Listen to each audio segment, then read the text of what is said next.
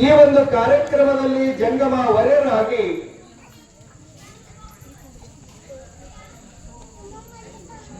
ಮುಂಜಾವದಲ್ಲಿ ನಡೆಯುವಂತ ರುದ್ರಾಭಿಷೇಕದಲ್ಲಿ ಪಾಲ್ಗೊಂಡು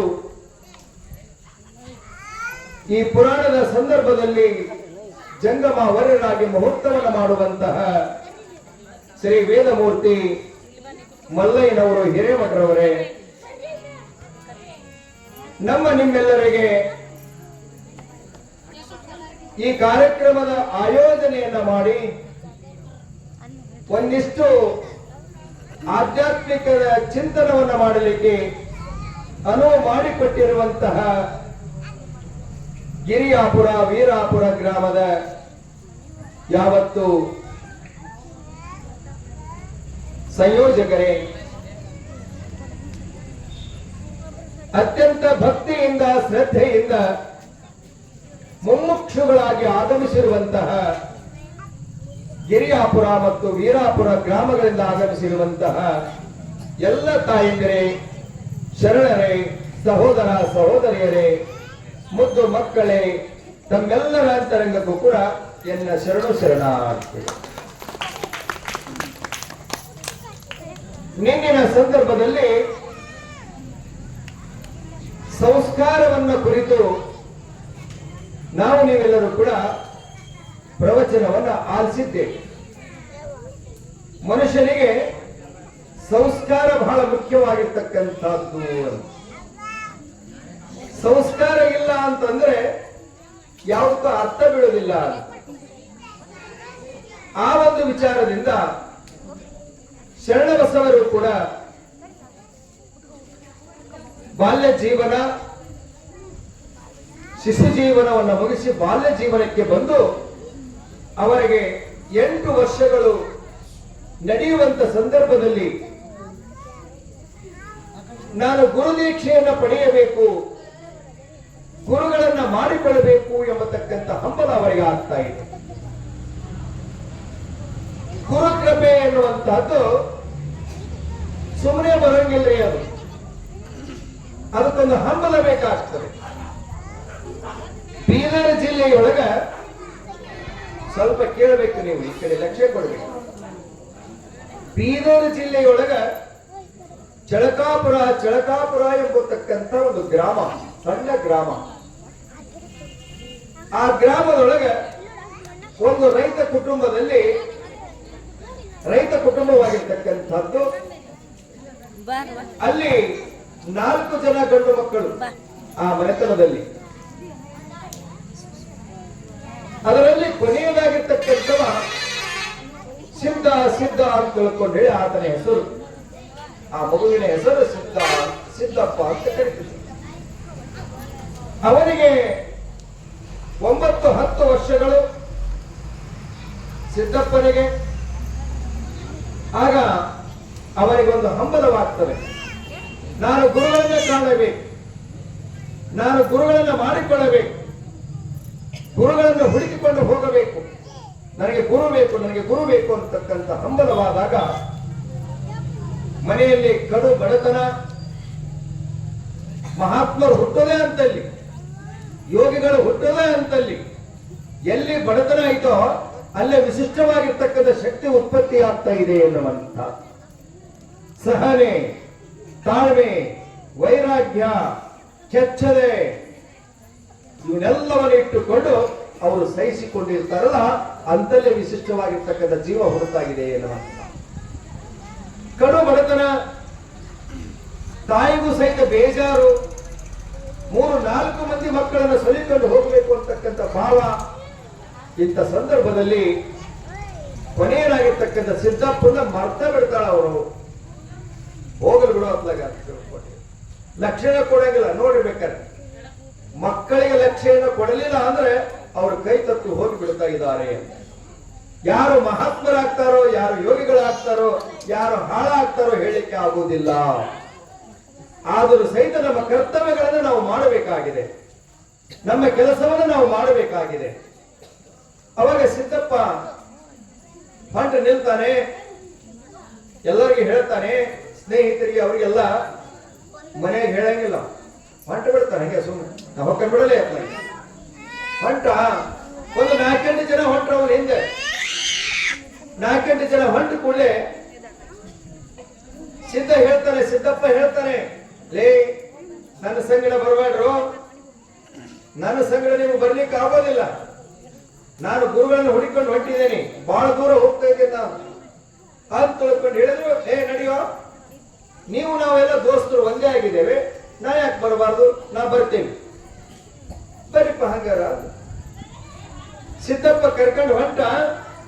ಒಂದು 10-20 ಕಿಲೋಮೀಟರ್ ಹೋಗಿರ್ಬೇಕು, ಸಾಕಾಗಿ ಹೋಗ್ತದ ಅವರಿಗೆ, ಹಿಂದೆ ಬಂದವರಿಗೆ. ಆ ಒಂದು ಪಕ್ಕದಲ್ಲಿ ಒಂದು ಊರು ಸಿಗ್ತದೆ, ಊರಾಗ ಹೋಗಿ ವಸತಿ ಮಾಡ್ತಾರೆ. ಮುಂಜಾನೆ ಕೂಡಲೇ ಮತ್ತೆ ಪ್ರಯಾಣ ಮಾಡೋ ಹೊತ್ನ್ಯಾಗ ಈ ಹಿಂದೆ ಬಂದವರು ಹೇಳ್ತಾರೆ, ಸಿದ್ದಪ್ಪನ ಹಿಂದೆ ಬಂದವರು, ಸಿದ್ದಪ್ಪ ನೀನು ಕೂಡ ಬರಕ್ಕಾಗಲ್ಲಪ್ಪ, ನಮ್ಗೆ ಸಾಕಾಗಿ ಹೋಗ್ಯದ, ನಾವು ಮೊದಲು ಹೊಳ್ಳಿ ಹೋಗ್ತೀವಿ, ನಾವು ನಿಮ್ಮ ಇಚ್ಛಾ ಅಂದವ. ನಿಮ್ಮ ಇಚ್ಛಾ, ಬರ್ತೀರಾ ಒಲ್ಲೆ ಇಲ್ಲೇ ಇರ್ತೀರಾ ನೋಡ್ರಿ. ಧರೆಯ ಭೋಗವನಿಗೆ ಎಕ್ಕೊಂಡಿ ಪಾದಕ್ಕೆ ಬರ್ತೀರಾ ಇಲ್ಲೇ ಇರ್ತೀರಾ. ಬಹಳ ಸುಂದರವಾಗಿರ್ತಕ್ಕಂಥ ಆಲಿಕೇರಿಗೆ ಹೋಗಲು ಬರ್ತೀರಾ ಒಲ್ಲೆ ಇರ್ತೀರಾ. ಎಂತ ಸುಂದರವಾಗಿರ್ತಕ್ಕಂಥ ಕವಿಗಳು ಹಾಡಿಕೊಂಡು ಬರ್ತಕ್ಕಂಥವರಾಗಿದ್ದಾರೆ. ಅವಾಗ ಒಲ್ಲೆ ಅಂತ ಹೊಂಟು ವಾಪಸ್ಸು ಸಿದ್ದಪ್ಪ ಹಂಗ ಹೊಂಟ. ಎಲ್ಲಿಗೆ ಬಂದ? ಅವರಿಗೆ 9-10 ವರ್ಷಗಳು. ನಡ್ಕೋ ಅಂತ ಶ್ರೀಶೈಲಗಿರಿಗೆ ಬರ್ತಾನೆ. ಶ್ರೀಶೈಲಕ್ಕೆ ಬಂದಾಗ ಹೋಗಿ ಹಿಂದೆ ಕುತ್ಕೊಂತಾರೆ. ಅಲ್ಲಿ ಗುರುಗಳು, ಶ್ರೀಶೈಲದ ಗುರುಗಳು ಇರ್ತಾರೆ. ಗುರುಗಳು ನೋಡ್ತಾ ಇರ್ತಾರೆ ಆ ಹುಡುಗನನ್ನ. ಕೊನೆಗೆ ಎಲ್ಲರೂ ಬಂದು ಭಕ್ತಾದಿಗಳು, ಶಿಷ್ಯವರ್ಗ ನಮಸ್ಕಾರ ಮಾಡಿ ಹೋಗ್ತಿರ್ತಾರೆ. ಕೊನೆಗೆ ಒಬ್ಬ ಕುತ್ಕೊಂಡಿದ್ದ.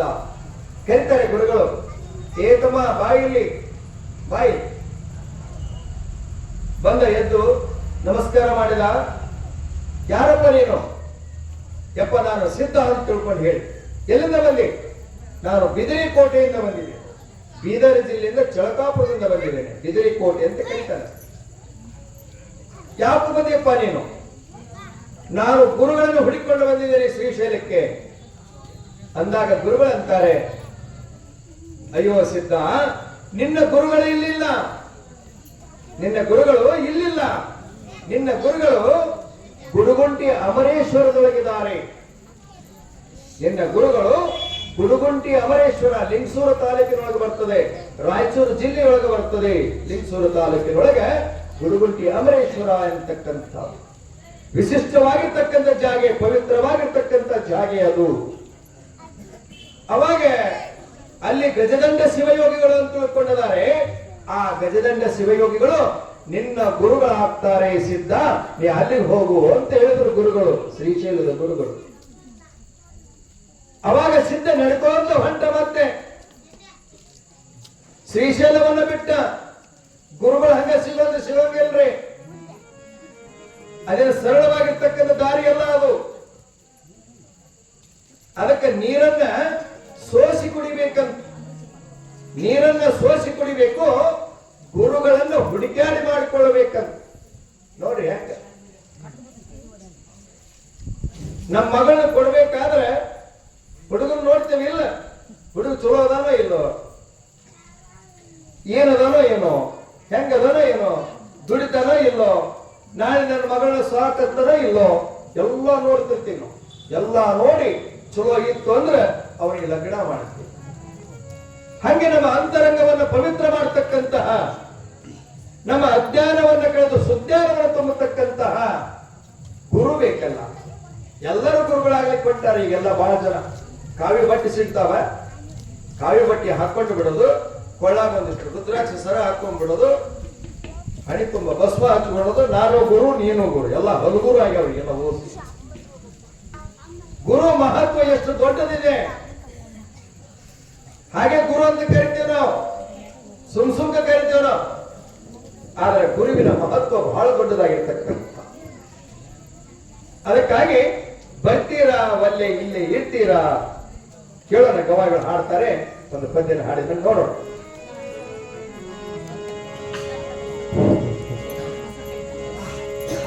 ತಾಯಿ ಗರ್ಭದಿಂದ ಪಡುವಾಗ ನೀನು ಕರ ಜೋಡಿಸಿ ಬಂದಿ, ಚಿಕ್ಕವನಿರುವಾಗ ಬಾಲಲೀಲೆಯಳು ಹಾಡುತ್ತ ನೀ ನಡೆದಿ ಶ್ರೇಷ್ಠ ಮಾನವ ಜನ್ಮಕ ಬಂದು ಏನೇನು ಪಡದೆ ಶ್ರೇಷ್ಠ ಮಾನವ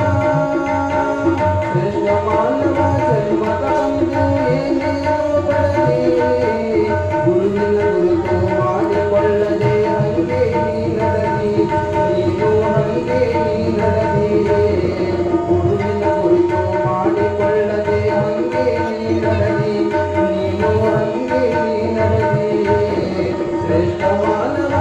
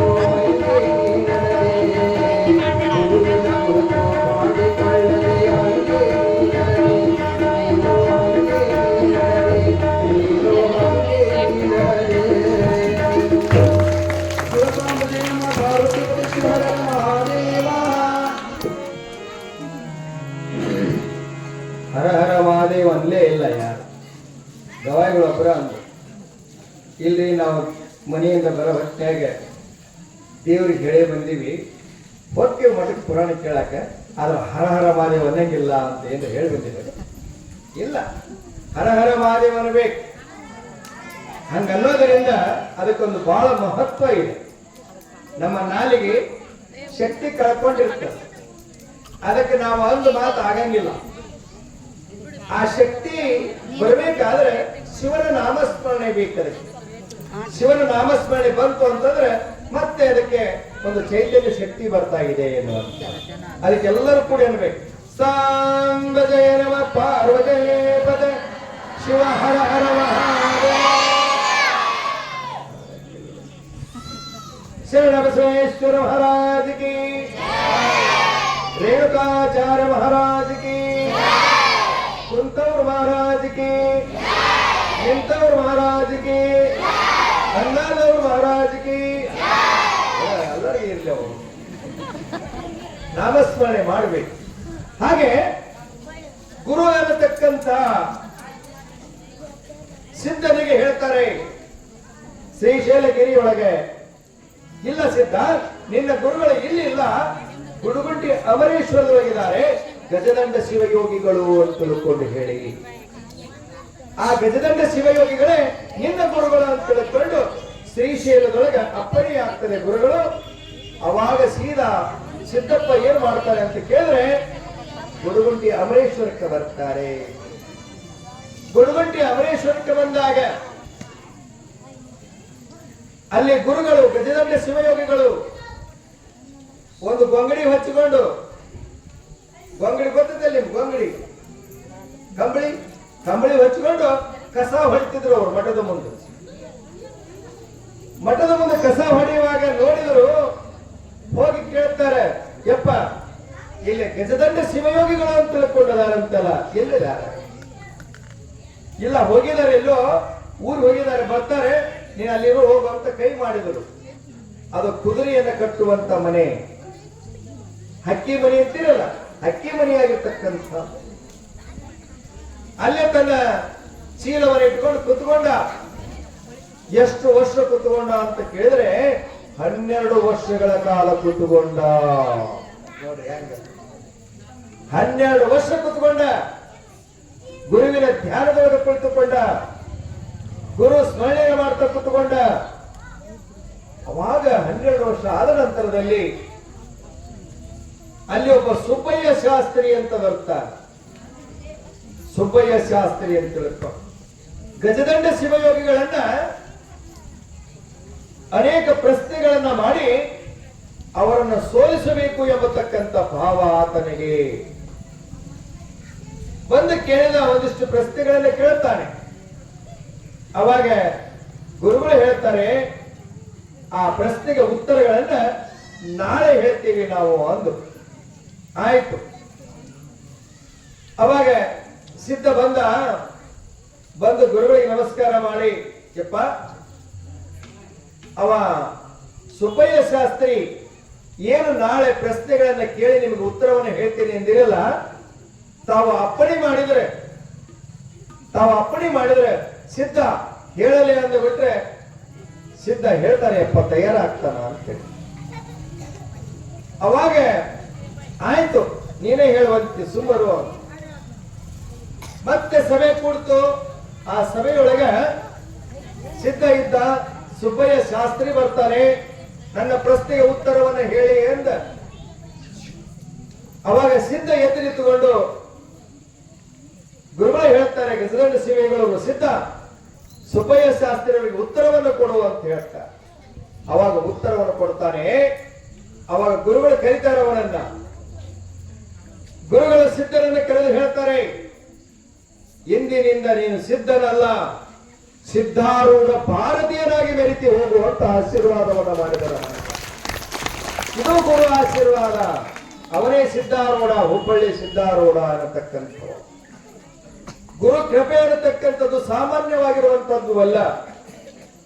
ಇಲಕಲ್ ಹತ್ತಿರದಲ್ಲಿ ಹುನಗುಂದ ತಾಲೂಕಿನೊಳಗೆ ಒಂದು ಸಜ್ಜಲ ಗುಡ್ಡ ಅಂತ ತಿಳ್ಕೊಂಡದ. ನಿಮಗೆ ಹೇಳಿದ್ರೆ ಆಶ್ಚರ್ಯ ಅನಿಸ್ತದೆ. ಸಜ್ಜಲ ಗುಡ್ಡ ಒಂದು ಒಂದು ಹಾಲು ಮನೆತನದ ಹಾಲು ಮತದ ಒಂದು ಮನೆತನದ ಒಬ್ಬ ಹೆಣ್ಣು ಮಗಳು ಶರಣಮ್ಮ ಅಂತ ತಿಳ್ಕೊಂಡ ಹೆಸರು ಆ ಹೆಣ್ಣು ಮಗಳು.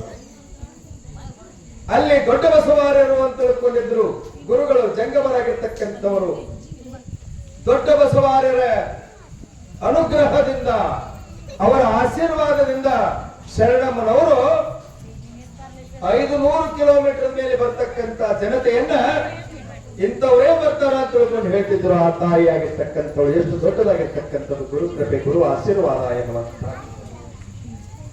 ಇಟಗಿಯ ಭೀಮಾಂಬಿಕೆ ಹಾಲು ಮತದ ಮನೆತನದವಳಾಗಿರ್ತಕ್ಕಂಥ ಧರ್ಮರ ಮಠದವಳು ಇಟಗಿಯ ಭೀಮಾಂಬಿಕೆ.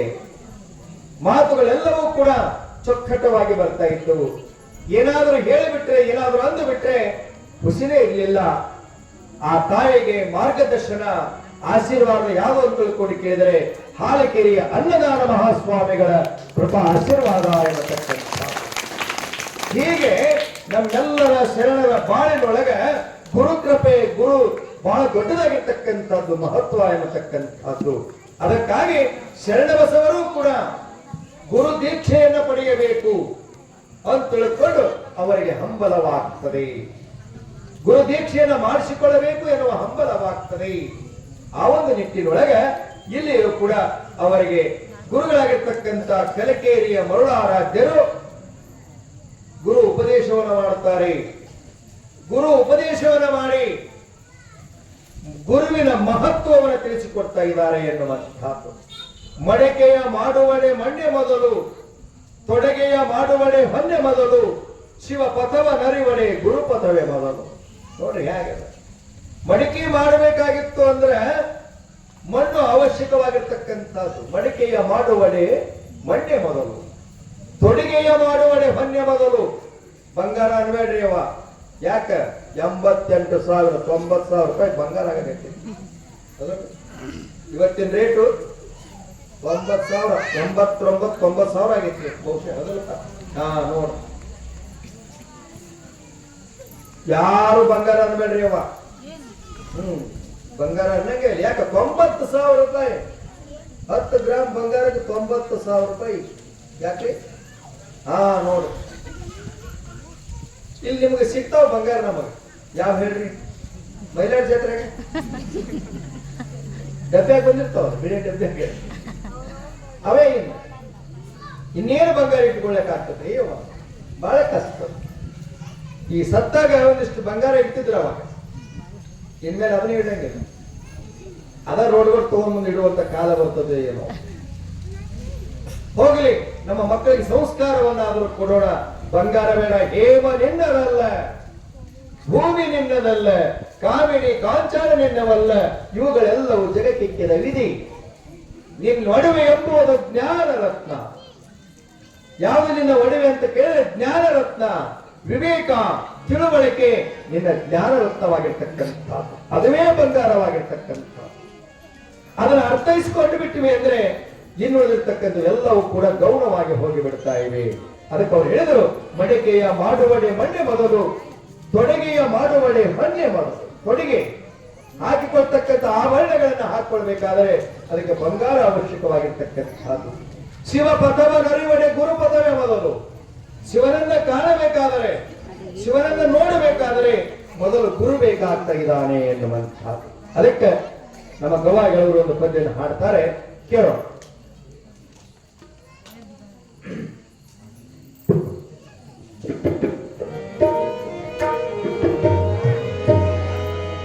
ನೀನಿಟ್ಟ ಕಲಬುರಗಿ ಶಿವನ ಕೈಲಾಸ, ಕೃಪೆ ಮಾಡು ಶರಣ ಧರ್ಮ ಸುಪ್ರಕಾಶ ಈಶ. ಮಾಮೈಮ ಶರಣ ಬಸವೇಶ, ಮಾಮೈಮ ಶರಣ ಬಸವೇಶ, ಮಾಮೈಮ ಶರಣ ಬಸವೇಶ. ನೀನಿಟ್ಟ ಕಲಬುರಗಿ ಶಿವನ ಕೈಲಾಸ, ನೀನಿಟ್ಟ ಕಲಬುರಗಿ ಶಿವನ ಕೈಲಾಸ, ಕೃಪೆ ಮಾಡು ಶರಣ ಧರ್ಮ ಸುಪ್ರಕಾಶ ಈಶ, ಕೃಪೆ ಮಾಡು ಶರಣ ಧರ್ಮ ಸುಪ್ರಕಾಶ ಈಶ. ಮಾಮೈಮ ಶರಣ ಬಸವೇಶ.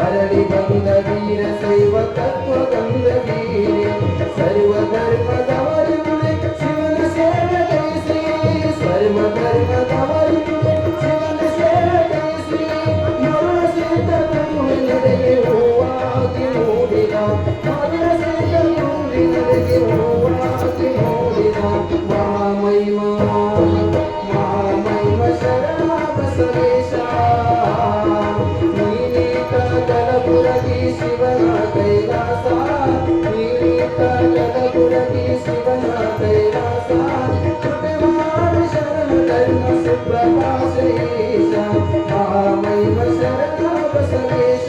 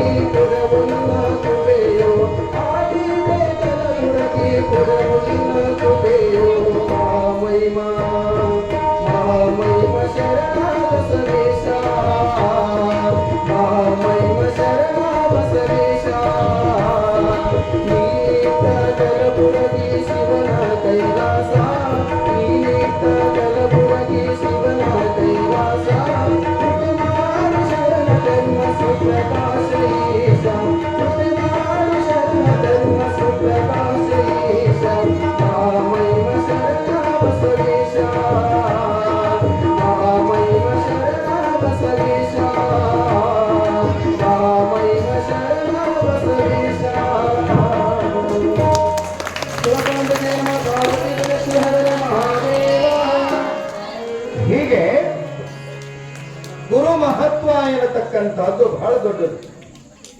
ಅದಕ್ಕೆ ಸರ್ವಜ್ಞ ಕವಿ ಒಂದು ಮಾತನ್ನು ಹೇಳ್ತಾನೆ, ಗುರುವ ನರನೆಂದವನಿಗೆ ಲಿಂಗವನು ಶಿಲೆ ಎಂದವನಿಗೆ ಕರುಣ ಪ್ರಸಾದವನು ಎಂಜಲೆಂದವನಿಗೆ ಘೋರ ನರಕ ತಪ್ಪದು ಸರ್ವಜ್ಞ. ಗುರುವನ್ನ ನರ ಅಂತ ಅನ್ಲಿಕ್ಕೆ ಬರೋಂಗಿಲ್ಲ. ನೋಡಕ್ಕೆ ನಮ್ಮ ನಿಮ್ಮ ಹಾಗೇನೆ ಇರ್ತಾರೆ ಅವರೆಲ್ಲ, ಆದ್ರೆ ಅವರ ಇರುವಿಕೆನೇ ಬೇರೆ. ಅವರ ಆಚಾರ ವಿಚಾರ ನಡೆ ನುಡಿಗಳು ಅವರ ಮನಸ್ಸೇ ಬೇರೆಯಾಗಿರ್ತಕ್ಕಂಥದ್ದು. ಅಂತವನಿಗೆ ನರ ಅನ್ಲಿಕ್ಕೆ ಬರೋಂಗಿಲ್ಲ. ಲಿಂಗವನು ಶಿಲೆ ಎಂದವನಿಗೆ ಲಿಂಗ ಅದಾವು. ಇಡೀ ನಮ್ಮ ಭಾರತ ಖಂಡದ ತುಂಬೆಲ್ಲವೂ ಕೂಡ ಲಿಂಗಗಳು ಸಾಕಷ್ಟು ಕಾಣ್ತಾ ಇದ್ದೇವೆ. ಆ ಲಿಂಗಗಳಿಗೆ ನಾವು ಶಿಲೆ ಇದು ಕಲ್ಲು ಅಂತ ಅನ್ಲಿಕ್ಕೆ ಬರೋಂಗಿಲ್ಲ. ಅದರಂತೆಯೇ ಕರುಣ ಪ್ರಸಾದವನ್ನು ಗುರು ಕೊಡ್ತಕ್ಕಂಥ ಪಾದೋದಕವನ್ನ ನಾವು ಅದಕ್ಕೆ ಕರುಣ ಪ್ರಸಾದ ಅಂತ ಕರಿತೇವೆ ಹೊರತು ಜಲ ಅಂತ ಕರೀಲಿಕ್ಕೆ ಬರೋದಿಲ್ಲ. ಹಾಗೇನಾದರೂ ಕರೆದಿವಿ ಅಂತಂದ್ರೆ ನರಕ ತಪ್ಪದು ಸರ್ವಜ್ಞ. ಗುರುವನ್ನ ನರನೆಂದವನಿಗೆ, ಲಿಂಗವನ್ನು ಶಿಲೆಯೆಂದವನಿಗೆ, ಕರುಣ ಪ್ರಸಾದವನ್ನು ಎಂಜಲೆಂದವನಿಗೆ ನರಕ ತಪ್ಪದು ಸರ್ವಜ್ಞ. ಆ ಒಂದು ಉದ್ದೇಶದಿಂದ ಇಲ್ಲಿ ಗುರುಗಳು ಯಾವಾಗಲೂ ಬಂಧನವನ್ನ ಮಾಡುವುದಿಲ್ಲ. ಬಂಧುಗಳಾದವರು ಬಂದುಂಟು ಹೋಗುವರು, ಬಂಧನವ ಕಳೆಯಲರಿಯರು, ಗುರುವಿನಿಂದ ಬಂಧನ ಮುಂದೆ ಸರ್ವಜ್ಞ. ನೋಡಿ ಹೇಗೆ ಬಂಧುಗಳಾದವರು ಬಂದುಂಟು ಹೋಗುವರು. ಮನೆಗೆ ಬೀಗರು ಬರ್ಲಿ, ನಾವು ಬ್ಯಾಡ ಅನ್ನಂಗಿಲ್ಲ. ಬೀಗರನ್ನ ಕರೀರಿ, ಬ್ಯಾಡ ಅನ್ನಂಗಿಲ್ಲ. ಬೀಗರು ಬಂದ್ರು ಚಲೋ, ಒಳ್ಳೆ ಸುದ್ದಿ ತಗೊಂಡು ಬಂದ್ರು ಬಹಳ ಚಲೋ. ಬೀಗರು ಏನೇನಾರ ಸುದ್ದಿ ತಗೊಂಡು ಬಂದ್ರೆ ಏನ್ ಮಾಡ್ತಾರೆ ಬೀಗರು? ಹೋಳಿಗೆ ಕೊಡ್ತೀರಿ ಖರೆ, ಸುಮ್ಮನೆ ಉಂಡು ಹೋದ್ರು ಬಹಳ ಚಲೋ. ಬೀಗರು ಬೆಲ್ಲನ ಹಾಕಿಲ್ಲಲ್ಲ ತಂಗಿ ಅಂದ್ರೆ ಏನ್ ಮಾಡ್ತೀರಿ ನೀವು? ಅವ ಸಪ್ಪಗಾಗಿ ಹೋಗಿ ಓಸು ಹೋಳಿಗೆ ಏನು ಉಪಯೋಗಿಲ್ಲ. ಅದಕ್ಕೆ ಹೇಳ್ತಾರೆ ಬಂಧುಗಳ ಆದವರು ಬಂದುಂಡು ಹೋಗುವರು, ಬರೀ ಉಂಡು ಹೋಗ್ತಾರೆ ಅಷ್ಟೇ. ಅವರು ಬಂಧನವ ಕಳೆಯಲರಿಯರು, ನಿಮ್ಮ ದುಃಖ ದುಮ್ಮಾನವನ್ನು ಕಳೆಯಲಿಕ್ಕೆ ಸಾಧ್ಯವಾಗುವುದಿಲ್ಲ. ಅದಕ್ಕಾಗಿ ಗುರುವಿನಿಂದ ಬಂಧನ ಉಂಟೆ ಸರ್ವಜ್ಞ ಅಂತ. ಗುರುಗಳು ಎಂದೂ ಬಂಧನವನ್ನು ಮಾಡುವುದಿಲ್ಲ. ಭವ ದುಃಖವನ್ನು ಕಳೆಯಬೇಕಾದರೆ, ನಮ್ಮ ಅಜ್ಞಾನವನ್ನು ನಾಶ ಮಾಡಬೇಕಾದರೆ, ನಮಗೆ ಅಂಟಿಕೊಂಡು ಬರ್ತಕ್ಕಂಥ ದುಃಖ ದುಮ್ಮಾನಗಳನ್ನ ದೂರ ಮಾಡಬೇಕಾದ್ರೆ ಅದಕ್ಕೆ ಗುರು ಬೇಕಾಗ್ತಾ ಇದ್ದಾನೆ ಎನ್ನುವಂತ ಆ ಒಂದು ಉದ್ದೇಶದಿಂದ ಇಲ್ಲಿ ಒಂದು ಕಥೆ ಬರ್ತದೆ. ಬಹಳ ಸುಂದರವಾಗಿರ್ತಕ್ಕಂಥ ಕಥೆ, ಬಹಳ ಸೂಕ್ಷ್ಮವಾಗಿರ್ತಕ್ಕಂಥ ಕಥೆ. ಅರಿಸ್ಟಾಟಲ್ ಮತ್ತು ಅಲೆಕ್ಸಾಂಡರ್ ಅಂತಕ್ಕಂಥ ಗುರು ಮತ್ತು ರಾಜ. ನೋಡಿ ಹೇಗೆ ಗುರು ಮತ್ತು ರಾಜ. ಅಲೆಕ್ಸಾಂಡರ್ ರಾಜ, ಅರಿಸ್ಟಾಟಲ್ ಗುರುವಾಗಿರ್ತಕ್ಕಂಥ. ಅವಾಗ ಒಂದು ದಿವಸ ಅವರಿಬ್ಬರು ಕೂಡಿಕೊಂಡು ಅರಿಸ್ಟಾಟಲ್ ಮತ್ತು ಅಲೆಕ್ಸಾಂಡರ್ ರಾಜ ಒಂದು ದೋಣಿ ಒಳಗೆ ಕೂತ್ಕೊಂಡು ಒಂದು ಊರಿಗೆ ಹೋಗಬೇಕಾಗಿತ್ತು. ಇಬ್ಬರು ಕೂಡ ಕೂತ್ಕೊಂಡ್ಬಿಟ್ಟಿರ್ತಾರೆ ಒಂದು ಸಂದರ್ಭದಲ್ಲಿ. ಹೋಗುವಾಗ ಅವಾಗ ಬಿರುಗಾಳಿ ಬೀಸಲಿಕ್ಕೆ ಹತ್ತದು. ಬಿರುಗಾಳಿ ಬೀಸುವಾಗ ನಾವಿಕ ಹೇಳ್ತಾನೆ, ಅಲೆಕ್ಸಾಂಡರ್ ಅವರೇ, ದೋಣಿ ಮುಳುಗ್ತದೆ, ದೋಣಿ ಮುಳುಗ್ತದೆ, ಬಿರುಗಾಳಿ ಬೀಸ್ಲಿಕ್ಕೆ ಹತ್ತದ, ನಿಮ್ಮನ್ನು ಒಬ್ಬರನ್ನ ಹೆಂಗಾರ ಮಾಡಿ ನಾ ಬದುಕಿಸ್ತೇನೆ ಅಂದ. ನಿಮ್ಮನ್ನು ಒಬ್ಬರನ್ನ ಏನಾರ ಮಾಡಿ ಬದುಕಿಸ್ತೇನೆ, ಯಾಕಂದ್ರೆ ನೀವು ರಾಜರು, ನೀವು ನಮಗೆಲ್ಲ ರಾಜರಾಗಿರ್ತಕ್ಕಂಥವ್ರು. ಅವ್ರು ಕೂಡಲೇ ಅಲೆಕ್ಸಾಂಡರ್ ಅಂತಾನೆ, ನಾನು ನಿನಗೆ ರಾಜ ಆಗಿರಬಹುದು, ನಾನು ನಿನಗೆ ರಾಜ ಆಗಿರಬಹುದು, ಆದರೆ ನನ್ನ ರಾಜಗುರು ನೋಡಿ ಹೆಂಗೆ ಹೇಳ್ತಾನೆ, ನನ್ನ ರಾಜಗುರು ನನಗೆ ಗುರುವಾಗಿರ್ತಕ್ಕಂಥ ಅರಿಸ್ಟಾಟಲ್ ಅದರಲ್ಲ, ಅವ್ರು ಹೆಂಗ ಮಾಡ್ತೀಯ ಅಂತ. ಅವ್ರು ಏನಾರು ಯಾಕಾಗಲ್ ಬಿಡ್ರಿ ಅಂತಾಗ ಅಂದವ. ಗುರು ಅದಲ್ರಿ, ಅವ್ರು ಏನಾರು ಯಾಕಾಗಲ್ಲ, ನಮಗೇನಾಗ್ಬೇಕಾಗಿದೆ, ನಿಮ್ಮನ್ನು ಮಾತ್ರ ಬದುಕಿಸ್ತೇನೆ ನಾನು ಅಂದ. ಒಪ್ಪಲಿಲ್ಲ ಅಲೆಕ್ಸಾಂಡರ್. ಹೇಳ್ತಾನೆ, ಒಂದು ಮಾತನ್ನು ಹೇಳ್ತಾನೆ, ಬಹಳ ಚಂದವಾಗಿರ್ತಕ್ಕಂಥ ಮಾತು ಹೇಳ್ತಾನೆ. ನೋಡಪ್ಪ, ಅಲೆಕ್ಸಾಂಡರ್ ಅಂತಕ್ಕಂಥ ವ್ಯಕ್ತಿಗಳು 100 ಮಂದಿ ಹುಟ್ಟಬಹುದು, 100 ಮಂದಿ ಸಾಯಬಹುದು. ಆದರೆ ಅರಿಸ್ಟಾಟಲ್ ಅಂತಕ್ಕಂಥ ಗುರು ಏನಿದಾರಲ್ಲ, ಎಂದೂ ಹುಟ್ಟಿ ಬರ್ಲಿಕ್ಕೆ ಸಾಧ್ಯವಿಲ್ಲ, ಅವನೊಬ್ಬನೇ ಗುರುವಾಗಿರ್ತಕ್ಕಂಥವ ಅಂತ ಹೇಳ್ತಾ ಇದ್ದಾನೆ. ಅಂತ ಮಹತ್ವಪೂರ್ಣವಾಗಿರ್ತಕ್ಕಂಥ ಗುರು ಅಂದ್ರೆ ಸಾಮಾನ್ಯನಾಗಿರ್ತಕ್ಕಂಥವನು ಅಲ್ಲ ಎನ್ನುವಂತ. ಅದಕ್ಕೋಸ್ಕರವಾಗಿ ಇಲ್ಲಿಯೂ ಕೂಡ ಸುರತರವು ಬರವಲ್ಲ, ಸುರವಿಯೊಂದಾಕಳವಲ್ಲ, ಪುರುಷ ಪಾಷಾಣದೊಳಗಲ್ಲ, ಗುರುರಾಯ ನರರೊಳಗಲ್ಲ ಸರ್ವಜ್ಞ. ಸುರತರವು ಬರವಲ್ಲ, ಸುರಭಿ ಒಂದು ಆಕಳವಲ್ಲ. ನೋಡಿ ಹಾಗೆ ಕಾಮಧೇನು ಕಲ್ಪವೃಕ್ಷ, ಅವು ಸುಮ್ಮನೆ ಇರ್ತಕ್ಕಂಥವುಗಳಲ್ಲ, ಅವು ಇಲ್ಲೆಲ್ಲಿ ನೋಡ್ಲಿಕ್ಕೆ ಸಾಧ್ಯವಾಗುವುದಿಲ್ಲ. ಅದಕ್ಕಾಗಿ ಗುರುರಾಯ ನರರೊಳಗಲ್ಲ ಸರ್ವಜ್ಞ. ನಮ್ಮ ನಿಮ್ಮ ಹಾಗೆ ಅನಿಸಿಕೊಂಡರೂ ಕೂಡ ಅವ ನರನಾಗಿರ್ತಕ್ಕಂಥವನು ಅಲ್ಲ, ಸಾಕ್ಷಾತ್ ಶಿವ ಸ್ವರೂಪವೇ ಗುರು ಸ್ವರೂಪವಾಗಿರ್ತಕ್ಕಂಥದ್ದು. ಶಿವ ಸ್ವರೂಪವೇ ಗುರು ಸ್ವರೂಪವಾಗಿರ್ತಕ್ಕಂಥದ್ದು, ಗುರು ಸ್ವರೂಪವೇ ಶಿವ ಸ್ವರೂಪವಾಗಿರ್ತಕ್ಕಂಥದ್ದು ಎನ್ನುವ ಮಾತನ್ನ ಸಂದರ್ಭದಲ್ಲಿ ತಿಳಿಪಡಿಸುತ್ತಾ ಇಲ್ಲಿಯೂ ಕೂಡ ಅಕ್ಕ ಮಹಾದೇವಿ ಗುರುವನ್ನ ಮಾಡಿಕೊಳ್ತಾಳೆ. ಅಕ್ಕ ಮಹಾದೇವಿಗೆ ಗುರು ಆಗ್ತಾರೆ, ಗುರುಲಿಂಗ ದೇವರು ಅಂತ ಬರ್ತಾರೆ. ಗುರು ಮಾರ್ಗದರ್ಶನ ಎಲ್ಲರಿಗೂ ಕೂಡ ಅನಿವಾರ್ಯವಾಗಿರ್ತಕ್ಕಂಥದ್ದು. ಗುರುವಿಗೆ ಆಚಾರ್ಯರು ಅಂತ ಕರೀತಾ ಇದ್ದಾರೆ, ಗುರುವಿಗೆ ಆಚಾರ್ಯರು ಅಂತ ಕರೀತಾರೆ. ಆಚಾರ್ಯರು ಅಂದ್ರೆ ಗುರುಗಳಾಗಿರ್ತಕ್ಕಂಥವ್ರು ಅವರಿಗೆ. ಹಾಗೆ ಈ ಭವಬಂಧನ ಭವಪಾಶವಾಗಿರ್ತಕ್ಕಂಥ ಮನುಷ್ಯನಿಗೆ ಅದನ್ನ ಬಿಡಬೇಕಾಗಿತ್ತು ಅಂತಂದ್ರೆ ಅದಕ್ಕೆ ಗುರು ಮಾರ್ಗದರ್ಶನ ಅವಶ್ಯಕವಾಗಿರ್ತಕ್ಕಂಥದ್ದು. ನಿಜಗುಣರು ಒಂದು ಮಾತನ್ನು ಹೇಳ್ತಾರೆ ಗುರುವಿನ ಬಗ್ಗೆ, ಶ್ರೀ ಗುರು ವಚನೋಪದೇಶವನ್ನಾಲಿಸಿದಾಗಳವುದು ನರನಿಗೆ ಮುಗುತಿ, ದುರಿತ ಕರ್ಮವನ್ನಲ್ಲದಿರೋ ಪುಣ್ಯವನೇ ಮಾಡು, ಹರನ ಅಡಿಬಿಡಿ ಶಾಂತರೊಡನಾಡು, ಕರುಣವಿರಲಿ ಜೀವರಳು ನೀತಿ ವಿಧನಾಗು, ಹೊರೆ ಪದ್ದು ದೊರೆನೆಂದು ಬೆಸಸುವ. ಇಲ್ಲಿ ಶ್ರೀ ಗುರು ವಚನೋಪದೇಶವನ್ನು ಆಲಿಸಿದಾಗಳವುದು ನರನಿಗೆ ಮುಗುತಿ. ಒಬ್ಬ ಗುರುವಿನ ಉಪದೇಶ, ಒಬ್ಬ ಗುರುವಿನ ವಾಣಿ, ಗುರು ಏನು ಹೇಳ್ತಾರೆ ಅಂತಕ್ಕಂಥದನ್ನ ಅರ್ಥ ಮಾಡ್ಕೊಂಡು ಬಿಟ್ರೆ ಅಲ್ಲಿಗೆ ಅವನ ಜೀವನ ಸಾರ್ಥಕವಾಗ್ತಾ ಇದೆಯಂತೆ. ಶ್ರೀ ಗುರು ವಚನ ಉಪದೇಶವ ನಾಲಿಸಿದಾಗಳಹುದು, ಕೇಳಿದಾಕ್ಷಣದಲ್ಲಿನೇ ಹೋಗಿಬಿಡ್ತಾ ಇದೆಯಂತೆ. ನರರಿಗೆ ಮುಕುತಿ, ದುರಿತ ಕರ್ಮವನ್ನಲ್ಲದಿರೋ ಪುಣ್ಯವನ್ನೇ ಮಾಡು. ಕೆಟ್ಟ ಕೆಲಸವನ್ನ ಮಾಡಲಿಕ್ಕೆ ಹೋಗಬೇಡ, ಪುಣ್ಯವನ್ನೇ ಮಾಡಬೇಕು, ಒಳ್ಳೆಯದನ್ನೇ ಮಾಡಬೇಕು. ಅದಕ್ಕೆ ಹೇಳ್ತಾರೆ ಪುಣ್ಯವನ್ನೇ ಮಾಡು, ಹರನ ಅಡಿಬಿಡಿ ಒಡನಾಡು. ನೋಡಿ ಹೇಗೆ ಹೇಳ್ತಾರೆ, ಹರನ ಹತ್ತಿರದಲ್ಲಿ ಪರಮಾತ್ಮನ ಭಗವಂತನ ಧ್ಯಾನವನ್ನು ಮಾಡುತ್ತಾ ನೀನು ಇರಬೇಕು. ನಿಂದಿಸಿ ನುಡಿಯದಿದಾರನು ಮನಸ್ಸಿಗೆ ಬಂದಂತೆ ನಡೆಯಹದಲ್ಲಿ ಕುಂದು ಒಡೆಯದಿರು ಕಾಮಾದಿಗಳ ಜಯಸೆಂದು ಕೈ ಹಿಡಿದು ಅನುಗ್ರಹಿಸುವ. ನಿಂದಿಸಿ ನುಡಿಯದಿರಾರನು, ನಿಜಗಳು ಹೇಳ್ತಾರೆ ಈ ಮಾತನ್ನ, ಯಾರಿಗೂ ನೀ ನಿಂದೆ ಮಾಡಕ್ ಹೋಗಬೇಡ. ನಿಂದೆ ಮಾಡ್ತಿರ್ತಾರ ನೋಡಿ, ಅವ ಹಂಗಿವ ಹಂಗಾಕಿ ಹಂಗೀಕಿ ಹೇಗ, ಅವ ಹಂಗಿವ ಹಿಂಗವ ಹಂಗ್ ಮಾಡಿದಿವ ಹಿಂಗ್ ಮಾಡಿದ ಅಂತ ತಿಳ್ಕೊಂಡು ಹಾಗೆ ಮಾಡ್ಲಿಕ್ಕೆ ಹೋಗಬೇಡ. ನಿಂದಿಸಿ ನುಡಿಯದಿರಾರನು ಮನಸ್ಸಿಗೆ ಬಂದಂತೆ ನಡೆಯಿಹದಲ್ಲಿ ಕುಂದು ಒಡೆಯದಿರು ಕಾಮಾದಿಗಳ ಜಯಸೆಂದು ಕೈ ಹಿಡಿದು ಅನುಗ್ರಹಿಸುವ. ಕಾಮಾದಿಗಳ ಜಯಸ್ಸು, ಮನುಷ್ಯನಿಗೆ ಒಳಗೆ ಒಂದಿಷ್ಟು 6 ವರ್ಗಗಳಿದಾವೆ ಮನಸ್ಸಿನೊಳಗೆ. ಒಳಗೆ ಕೂತ್ಕೊಂಡವ ಕಾಮ, ಕ್ರೋಧ, ಲೋಭ, ಮೋಹ, ಮದ, ಮತ್ಸರ, ಇವೆಲ್ಲ 6 ಅರಿಷಡ್ ವರ್ಗಗಳು ಅಂತ ಕರೀತಾರೆ. ಈ 6 ಅರಿಷಡ್ ವರ್ಗಗಳು ಒಳಗಾದವ್ರಿ.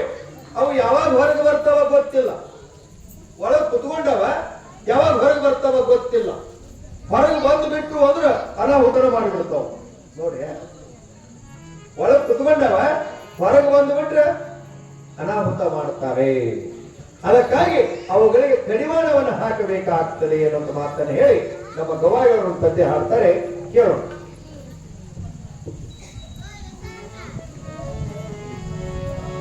ಗುರು ಸೇವೆ ನೀ ಮಾಡಲಿಲ್ಲ, ಗುರು ಸೇವೆ ನೀ ಮಾಡಲಿಲ್ಲ, ಬಲಗರ್ವದಿಂದ ನಡೆದಲ್ಲ, ನಿಂದೆ ನಿನಗ ತಿಳಿದಿಲ್ಲ, ಪರ ನಿಂದೆ ಮಾತ್ರ ಬಿಡಲಿಲ್ಲ, ನಿಂದೆ ನಿನಗ ತಿಳಿದಿಲ್ಲ, ಪರ ನಿಂದೆ ಮಾತ್ರ ಬಿಡಲಿಲ್ಲ. ಗುರು ಸೇವೆ ನೀ ಮಾಡಲಿಲ್ಲ, ಗುರು ಸೇವೆ ನೀ ಮಾಡಲಿಲ್ಲ, ಬಲಿಗರ್ವದಿಂದ ನಡೆದಲ್ಲ, ನಿಂದೆ ನಿನಗ ತಿಳಿದಿಲ್ಲ, ಪರ ನಿಂದೆ ಮಾತ್ರ ಬಿಡಲಿಲ್ಲ, ಪರ ನಿಂದೆ ಮಾತ್ರ ಬಿಡಲಿಲ್ಲ.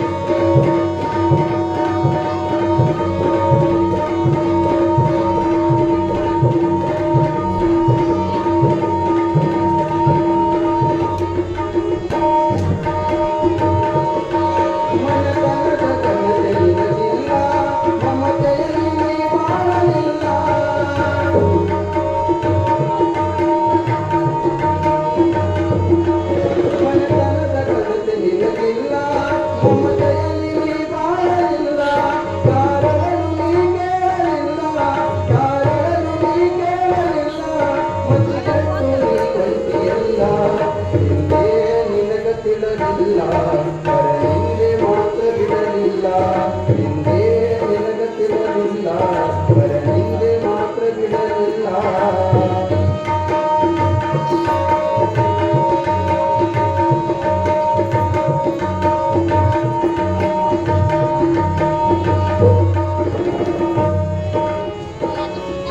ಎದ್ದವರ ನೀ ನೋಡಲಿಲ್ಲ, ಉತ್ತಮರ ಜೊತೆಗೂಡಲಿಲ್ಲ.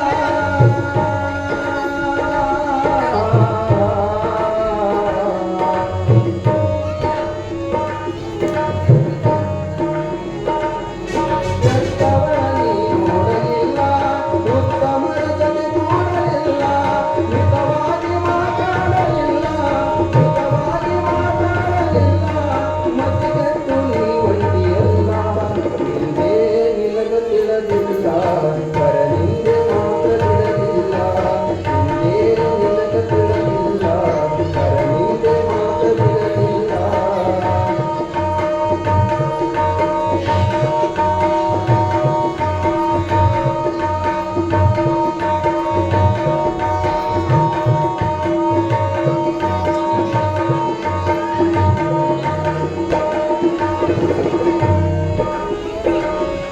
ಸತ್ಸಂಗದಲ್ಲಿ ಕೂಡಿ ಬದಿಸಿಲ್ಲ ಭಗವಂತ ಮಾಡಿ.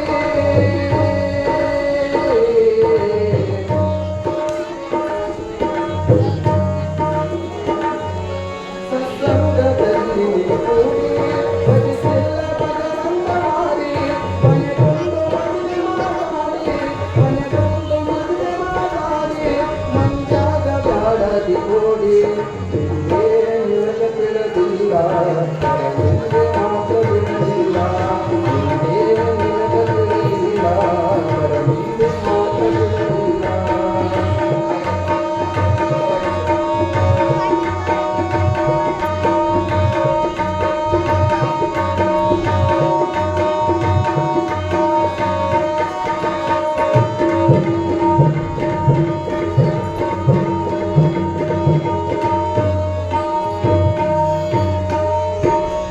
ಕೊಂಡದ್ದು ಬಯಸಿ ಭ್ರಮಿಗೇರಿ, ಕಂಡಂಗ ಕುಣಿದೆಲ್ಲ ಕೋರಿ.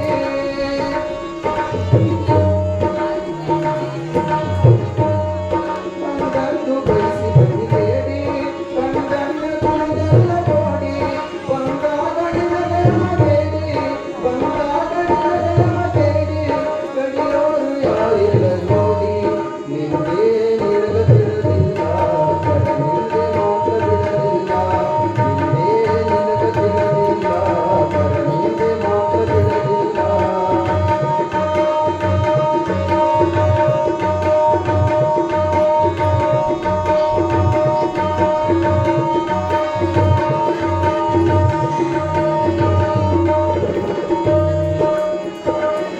ಸದ್ಗುರುವಿ ನನಗೆ ಬರಲಿಲ್ಲ, ಸದ್ವಿಚಾರವಿ ಕೇಳಲಿಲ್ಲ.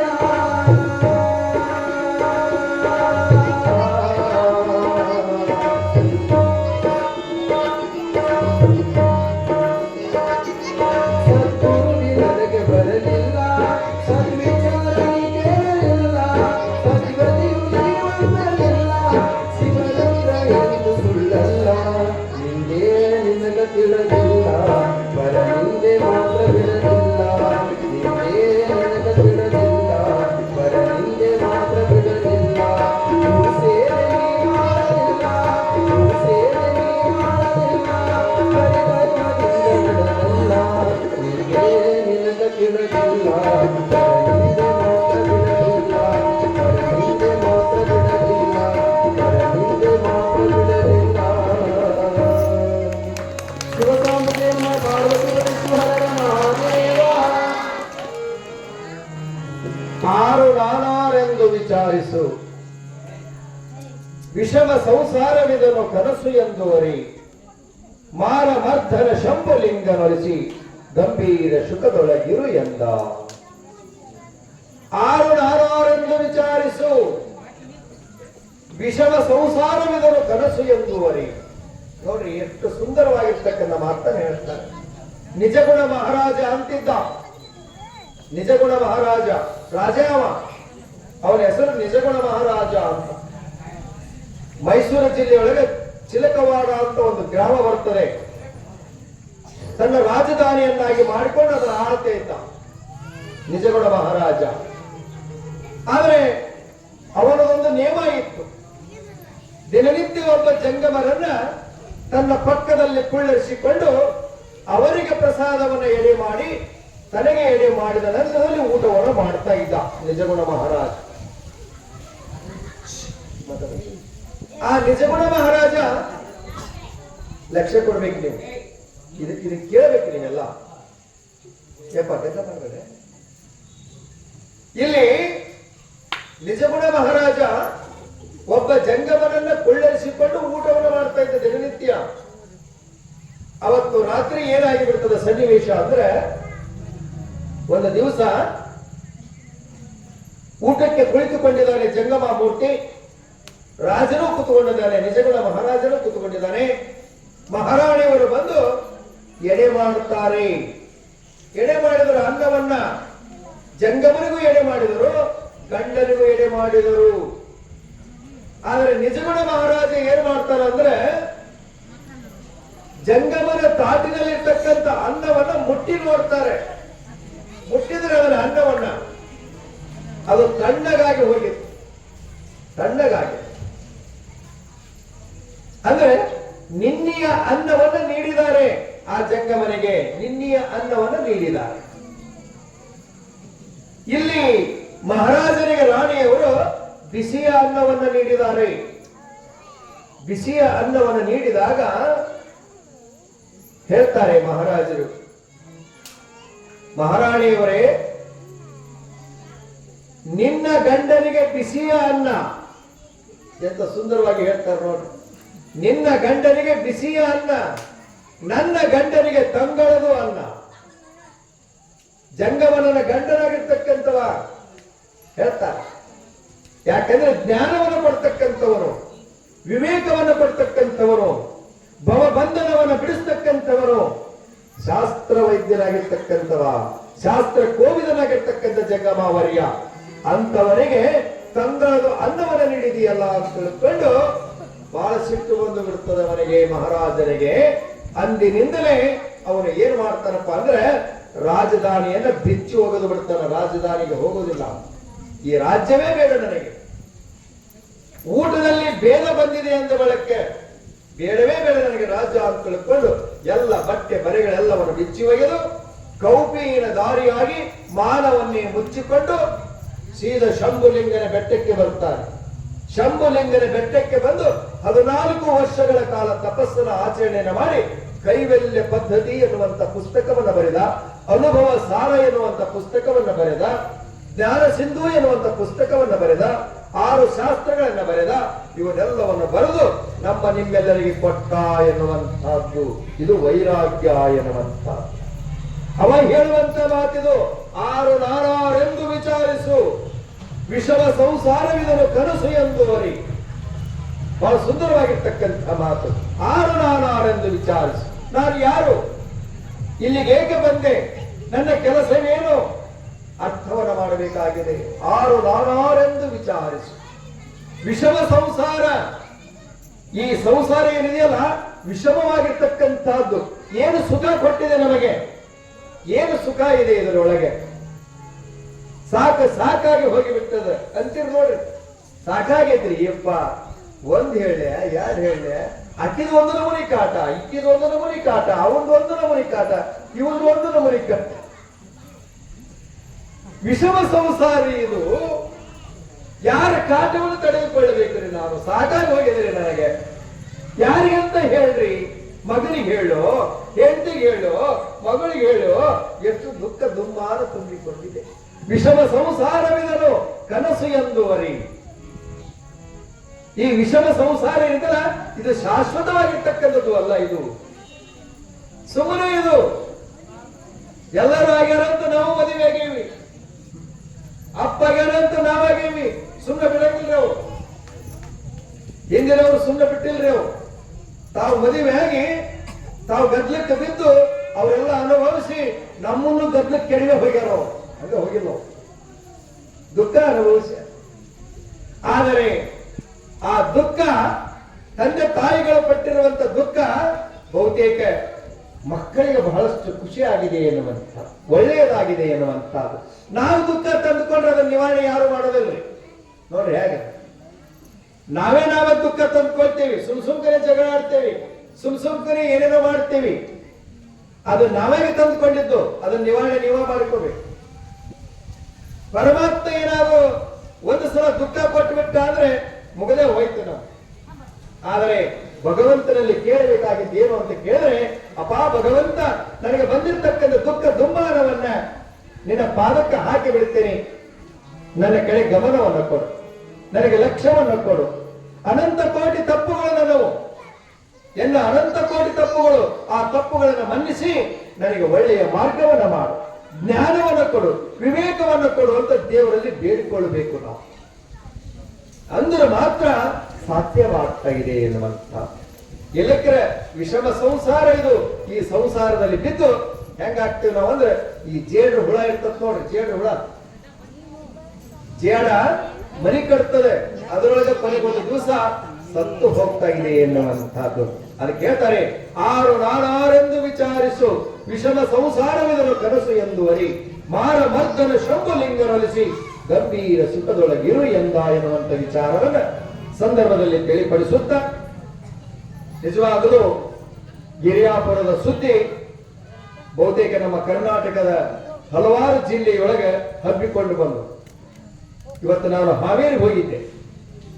ಹಾವೇರಿಗೆ ಹೋದಾಗ ಅಲ್ಲೊಂದು ಜನಸಿರಿ ಫೌಂಡೇಶನ್ ಅಂತಕ್ಕಂಥ ಒಂದು ಸಂಸ್ಥೆ, ಅದು ಬೆಂಗಳೂರು ಸಂಸ್ಥೆ. ಆ ಬೆಂಗಳೂರು ಸಂಸ್ಥೆಯೊಳಗೆ ನಮ್ಮ ಜನಾಂಗ ಕೆಲವೊಂದಿಷ್ಟು ಜನ ಅದಕ್ಕೆ ಸೇರ್ಕೊಂಡಿದ್ದಾರೆ, ಸೇವೆಯನ್ನು ಮಾಡ್ತಾರೆ, ಮುಕ್ತ ಮನಸ್ಸಿಂದ ಸೇವೆಯನ್ನು ಮಾಡ್ತಾರೆ.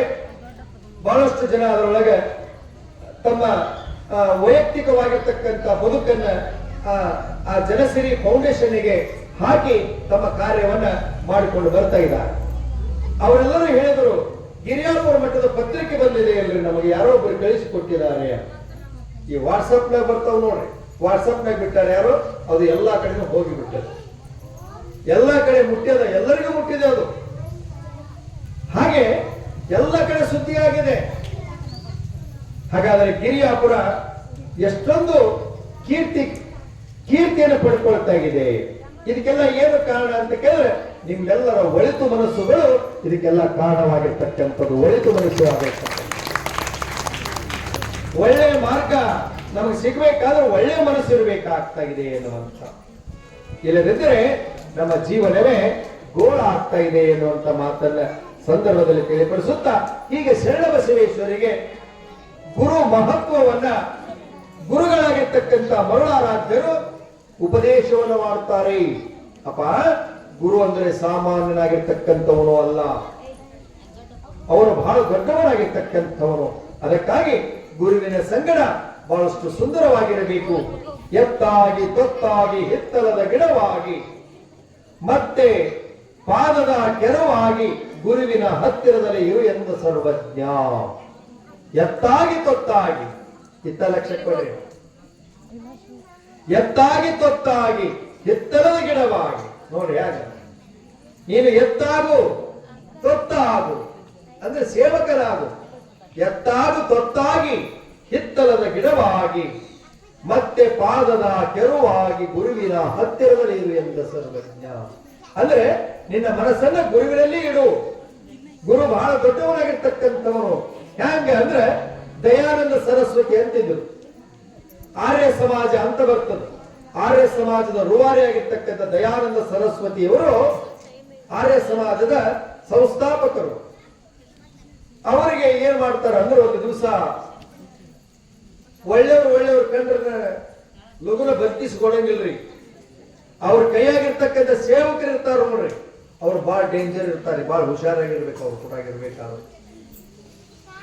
ಅವಾಗ ದಯಾನಂದ ಸರಸ್ವತಿ ಹತ್ರ ಒಬ್ಬ ಶಿಷ್ಯ ಇರ್ತಾನೆ. ಅವನಿಗೆ ಯಾರು ಬೋಧನೆ ಮಾಡಿದ್ರು ಗೊತ್ತಿಲ್ಲ, ಯಾರೋ ಏನೋ ಕೊಡ್ತಾರೆ ಅಂತ ಹೇಳಿರ್ಬೇಕು. ಬಡ ಬಡ ದಯಾನಂದ ಸರಸ್ವತಿಯವರಿಗೆ ವಿಷ ಹಾಕಿ ಬಿಡುತ್ತಾನೆ ಸೇವಕ.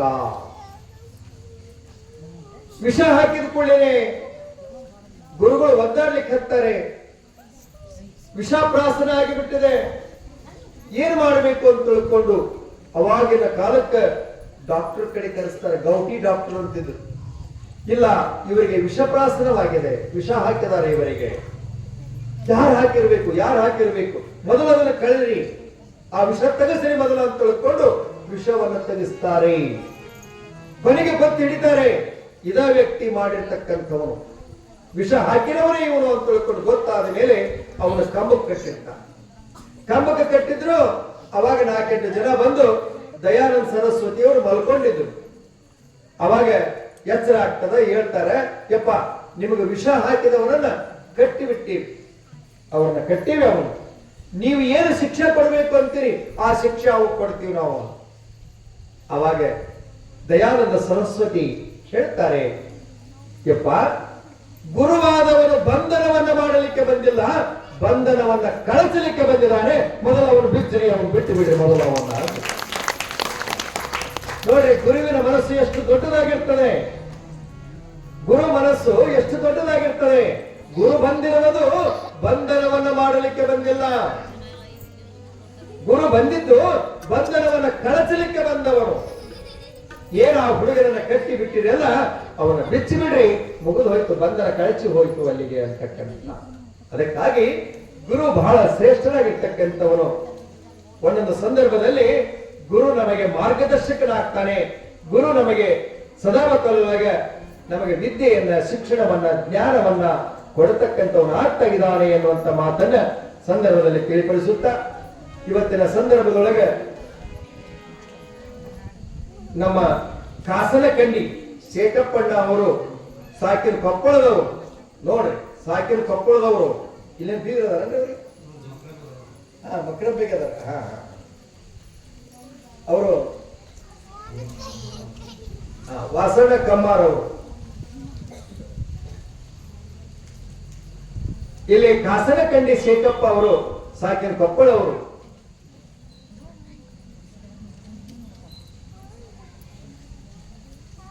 ಅವರು ಕೊಪ್ಪಳದಿಂದ ಇಲ್ಲಿಗೆ ಬಂದು ಈ ಕಾರ್ಯಕ್ರಮವನ್ನು ಕೇಳಿ ದಾಸೋಹಕ್ಕಾಗಿ 101 ರೂಪಾಯಿ ಕಾಣಿಕೆಯನ್ನ ಸಮರ್ಪಣೆಯನ್ನು ಮಾಡಿರ್ತಕ್ಕಂಥವರಾಗಿದ್ದಾರೆ.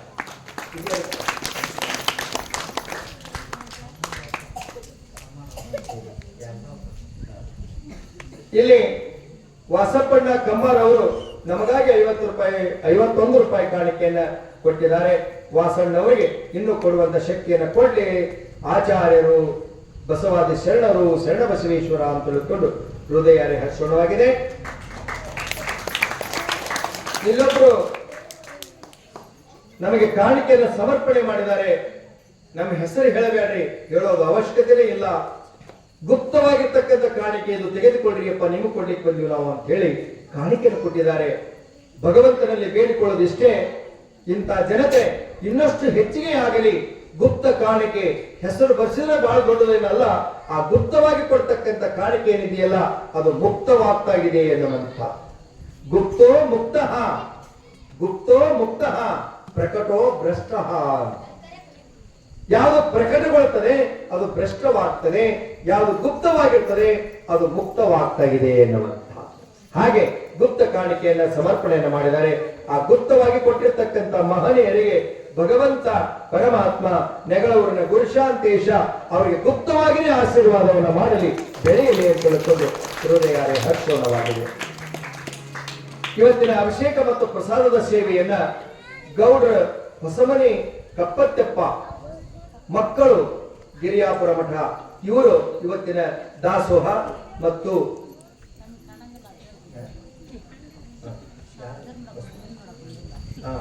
ಬಸವರಾಜಣ್ಣ ಹರಪನಹಳ್ಳಿಯವರು ಅವರು ಸಹಿತ ನಮಗಾಗಿ ಇಲ್ಲಿ 100 ರೂಪಾಯಿ ಕಾಣಿಕೆಯನ್ನು ಸಮರ್ಪಣೆಯನ್ನ ಮಾಡಿದ್ದಾರೆ. ಮತ್ತು ಅದರ ಜೊತೆಗೆ ಬರೀ ಕೇವಲ ನಮಗೆ ಕೊಡಲಾಗಬಾರದು, ನಮ್ಮ ಕಲಾವಿದರಿಗೂ ಕೂಡ ಒಂದಿಷ್ಟು ಕೊಟ್ಟರೆ ಬಹಳ ಚಲೋ ಇರ್ತದೆ. ನೀವೆಲ್ಲ ಯಾಕೆ ಕಲಾವಿದರಿಗೆ ಕೊಡಬೇಕು, ಮೊದಲ ನಮ್ದೇನು ಸ್ವಾಮಿಯರ್ ಅಂತೇಳಿ ನಮ್ಗೆ ಕೊಟ್ಟು ನಮಸ್ಕಾರ ಮಾಡ್ತೀರಿ, ಅದೇನು ದೊಡ್ಡ ವಿಷಯ ಏನಲ್ಲ, ನೀವು ಕೊಟ್ಟರೆ ಕೊಡ್ತೀರಿ. ಅದಕ್ಕೆ ಕಲಾವಿದರನ್ನ ಬೆಳೆಸಬೇಕು. ಕಲಾವಿದರನ್ನ ಬೆಳೆಸುವುದರಿಂದ, ಸಾಹಿತಿಗಳನ್ನ ಬೆಳೆಸುವುದರಿಂದ, ಒಳ್ಳೆ ಒಳ್ಳೆ ಉತ್ತಮರನ್ನ ಬೆಳೆಸುವುದರಿಂದ ನಮ್ಮ ಮಕ್ಕಳಿಗೆ ಅದು ಬರ್ತಾ ಇದೆ ಎನ್ನುವಂತ. ಯಾರು ಕಲಾವಿದರಿದ್ದಾರೆ, ಯಾರು ಶಾಸ್ತ್ರ ಕೋವಿದರಿದ್ದಾರೆ, ಯಾರು ಜಂಗಮರಿದ್ದಾರೆ, ಯಾರು ಗುರುಗಳಿದ್ದಾರೆ, ಅವರಿಗೆ ಕೊಡೋದ್ರಿಂದ ಅವರು ಹರಿಸ್ತಾ ಇದ್ದಾರೆ, ಸಂತೋಷವನ್ನು ಪಡ್ತಾ ಇದ್ದಾರೆ. ಹಾಗಾಗಿ ನಮ್ಮ ಕಲಾವಿದರಿಗೂ ಕೂಡ ನಿಮ್ಮ ನಿಮ್ಮ ಭಕ್ತಿಯ ಕಾಣಿಕೆಯನ್ನು ಸಮರ್ಪಣೆ ಮಾಡಿ ಅಂತ ತಿಳ್ಕೊಂಡು ಇಲ್ಲಿ ಹರ್ಷೋಣವಾಗಿದೆ. ಇಲ್ಲಿ ಗೌಡ್ರ ಹೊಸಮನಿ ಕಪ್ಪತ್ತೆಪ್ಪ ಮತ್ತು ಮಕ್ಕಳು ಬಂದು ಇಲ್ಲಿ ಇವತ್ತಿನ ಸೇವೆಯನ್ನು ನಡೆಸಿಕೊಂಡು ಬಂದಿದ್ದಾರೆ. ಅವರು ಬಂದು ಎಲ್ಲ ಮಕ್ಕಳು ಮತ್ತು ಅವರ ಮನೆತನದವರೆಲ್ಲರೂ ಕೂಡ ಬಂದು ಇಲ್ಲಿ ಆಶೀರ್ವಾದವನ್ನು ಪಡೆದುಕೊಳ್ಬೇಕು.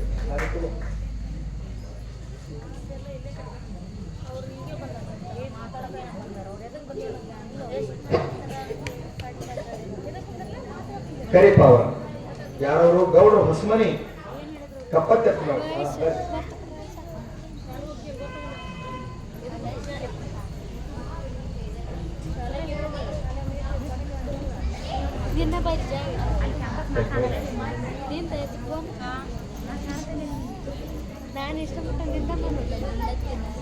ಯಲ್ಲಪ್ಪ ತಿಪ್ಪಣ್ಣನವರು ಇಲ್ಲಿ ನಮ್ಮ ಕಾಂತೇಬೆನ್ನೂರಿನ ಗ್ರಾಮ ಪಂಚಾಯತಿಯ ಅಧ್ಯಕ್ಷರು. ಅವರು ಇವತ್ತಿನ ಸಂದರ್ಭದೊಳಗೆ ನಮ್ಮ ಕಲಾವಿದರಿಗೆ ಒಂದೊಂದು 100 ರೂಪಾಯಿ ಕಾಣಿಕೆಯನ್ನ ಕೊಟ್ಟಿದ್ದಾರೆ. ಅವರು ಸ್ವೀಕಾರ ಮಾಡಬೇಕು ಅಂತೇಳಿ ಕೇಳ್ಕೊಳ್ತಾ ಇದ್ದೇವೆ.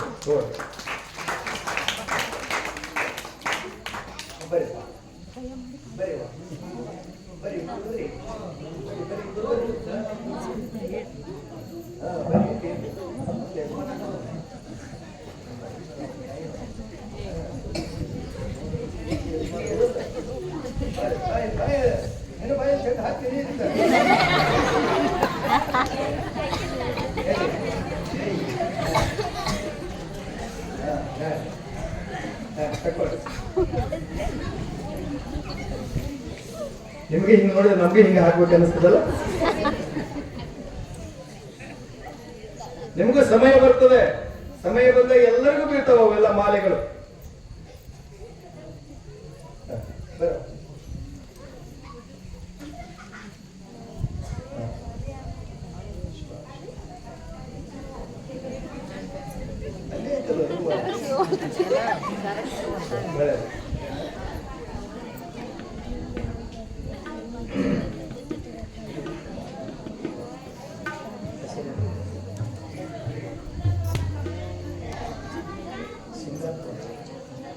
ಶೃಂಗಾರ ತೋಟದ ತಾಯಿ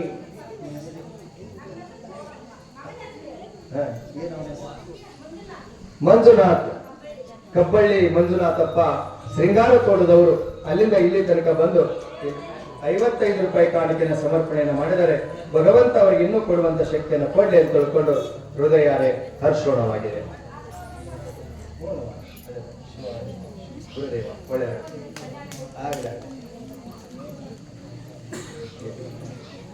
ಧರ್ಮಣ್ಣ ಹೊಳಲವರು ಇಲ್ಲಿ ತಬಲಾಜಿ ಅವರಿಗೆ ಒಂದು 100 ರೂಪಾಯಿ ಮತ್ತು ಗವಾಯಿಗಳಿಗೂ ಕೂಡ ಒಂದು 100 ರೂಪಾಯಿ ಕಾಣಿಕೆಯನ್ನು ಕೊಟ್ಟಿದ್ದಾರೆ. ಅವರಿಗೆಲ್ಲ ಕಾಪಾಡಲಿ ಗುರುಶಾಂತೇಶ ರೇಣುಕೇಶ ಅಂತ ತಿಳ್ಕೊಂಡು ಹೃದಯಾರೆ ಹರ್ಷೋಣವಾಗಿದೆ. ಇನ್ನು ನಾಳಿನ ಸಂದರ್ಭದೊಳಗೆ ಹರಪನಹಳ್ಳಿಯ ಹಾಲಮ್ಮ ಕೆಂಚಪ್ಪ ಮತ್ತು ಮಕ್ಕಳು ನಾಳಿನ ದಾಸೋಹ ಸೇವೆ ಮತ್ತು ನಾಳಿನ ಅಭಿಷೇಕದ ಸೇವೆ ಇಲ್ಲಿ ನೆರವೇರ್ತಾ ಇದೆ ಎನ್ನುವಂತ ಮಾತನ್ನ ನಿಮಗೆಲ್ಲ ತಿಳಿಸಲಾಗಿದೆ. ಈಗಾಗಲೇ ಇವತ್ತು 7 ದಿವಸದ ಕಾರ್ಯಕ್ರಮ ಹೋಗಿಬಿಡಿ. 7 ದಿವಸ ಕಳೆದು ಬಿಟ್ಟಿವಿ. ಈಗ ಇನ್ನು ಬಹಳ ದಿವಸ ಇಲ್ಲ, ಇನ್ನೊಂದಿಷ್ಟು ಸ್ವಲ್ಪ ದಿವಸ. ಅದಕ್ಕೆ ತಾವೆಲ್ಲ ತಾಯಿಂದರು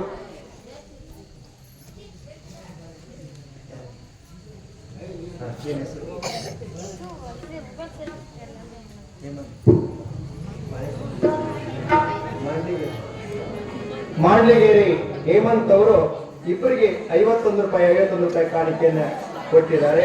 ನಿಜವಾಗ್ಲೂ ಬಹಳ ಸಂತೋಷ ಅನ್ನುವಂಥ ಮಾತನ್ನ ಅವರಿಗೆ ತಿಳಿಸಲಾಗಿದೆ.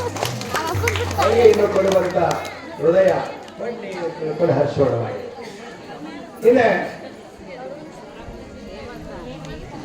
ಸಾಮೂಹಿಕ ಮದುವೆಗಳನ್ನ ಮಾಡಬೇಕು ಅಂತ ತಿಳ್ಕೊಂಡು ಸುಮಾರು 4-5 ತಿಂಗಳ ಮುಂಚಿತವಾಗಿಯೇ ಸೂಚನೆಯನ್ನು ಕೊಟ್ಟು ಮಾಡಿದ್ವಿ.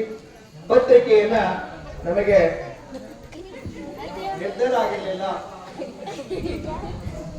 ನಿರ್ಧಾರ ಆಗಿದ್ದಿಲ್ಲ. ಅದಕ್ಕಾಗಿ ನಾವು ಪತ್ರಿಕೆಯನ್ನು ಲಘು ಬಿಡಲಿಲ್ಲ. ಆ ಒಂದು ದೃಷ್ಟಿಯಿಂದ ಎಷ್ಟು ಮದುವೆ ಬರ್ತವೋ ಅಷ್ಟೋ ಬರಲಿ, 1 ಬರಲಿ, 2 ಬರಲಿ, 3 ಬರಲಿ, ಎಷ್ಟೇ ಬಂದರೂ ಕೂಡ ಮಾಡಿ ಕೊಡೋಣ ಅನ್ನುವಂಥ ವಿಚಾರವನ್ನ ನಿಮಗೆಲ್ಲ ತಿಳಿಸಿಬಿಟ್ಟು ಅವರಿಗೆಲ್ಲ ಸೂಚನೆಯನ್ನು ಕೊಡ್ರಿ. ಅವರೆಲ್ಲ ಡಾಕ್ಯುಮೆಂಟ್ಸ್ ತರಬೇಕು. ಅವರೆಲ್ಲ ಆ ಪತ್ರಿಕೆಯೊಳಗೆಲ್ಲ ಪ್ರಿಂಟ್ ಆಗಿದೆ, ಏನೇನೈತಿ ಅನ್ನೋದು ನೋಡಿಕೊಂಡು ಆ ಡಾಕ್ಯುಮೆಂಟ್ಸ್ ಎಲ್ಲ ತಗೊಂಡು ಬಂದು ಕೊಟ್ಟು, ಅಲ್ಲಿ ಬಾಲ್ಯ ವಿವಾಹಗಳಿಗೆ ನಿಷೇಧವಾಗಿದೆ. 18 ವರ್ಷ ತುಂಬಿರಬೇಕು ಕೂಡ, ಒಂದು ದಿನ ಕಡಿಮೆ ಇದ್ದರೂ ತೆಗೆದುಕೊಳ್ಳುವುದಿಲ್ಲ. ಅದಕ್ಕೋಸ್ಕರವಾಗಿ, ಯಾಕೆಂದ್ರೆ ಗೌರ್ಮೆಂಟ್ ಕಾನೂನು ಪ್ರಕಾರ ನಾವೆಲ್ಲ ಹೋಗಬೇಕಾಗಿದೆ ಅನ್ನುವಂಥ ಮಾತನ್ನ ನಿಮಗೆಲ್ಲ ತಿಳಿಸಿಬಿಟ್ಟು ಇವತ್ತಿನ ಕಾರ್ಯಕ್ರಮವನ್ನ ಮತ್ತೆ ನಾಳಿನ ಸಂದರ್ಭದಲ್ಲಿ ಏನ್ ಹೇಳ್ತಿದೆ ನೋಡೋಣ ಅಂತಕ್ಕ ಮಾತನ್ನ ನಿಮಗೆಲ್ಲ ತಿಳಿಸಲಾಗ್ತದೆ. ನೀವೆಲ್ಲ ಹಿಂಗ್ ಬರಬೇಡ್ರಿ, ಅವ ಹಿಂಗ್ ಎದುರಿಗೆ ಬರಬಾರ್ದು, ನೀವು ಹಿಂಗ ಬನ್ನಿ. ಹಿಂಗ್ ಬಂದು ಬಿಟ್ರಿ ಅಂದ್ರೆ ಹಿಂಗ್ ಬಂದು ಹಿಂಗ್ ಹೋಗ್ಬೋದು, ಬಹಳ ಚಲೋ ಆಗ್ತದ ಅಂತಕ್ಕಂಥ ಮಾತನ್ನ ನಿಮಗೆ ತಿಳಿಸಿ, ಪ್ರಸಾದವನ್ನ ತಾವೆಲ್ಲರೂ ಶಾಂತ ಚಿತ್ತರಾಗಿ ಪ್ರಸಾದವನ್ನು ತೆಗೆದುಕೊಂಡು ಹೋಗಬೇಕು ಅಂತ ತಿಳ್ಕೊಂಡು ನಿಮಗೆ ತಿಳಿಸಿ ಈಗ ಮಹಾ ಮಂಗಲವನ್ನ ಮಾಡೋಣ.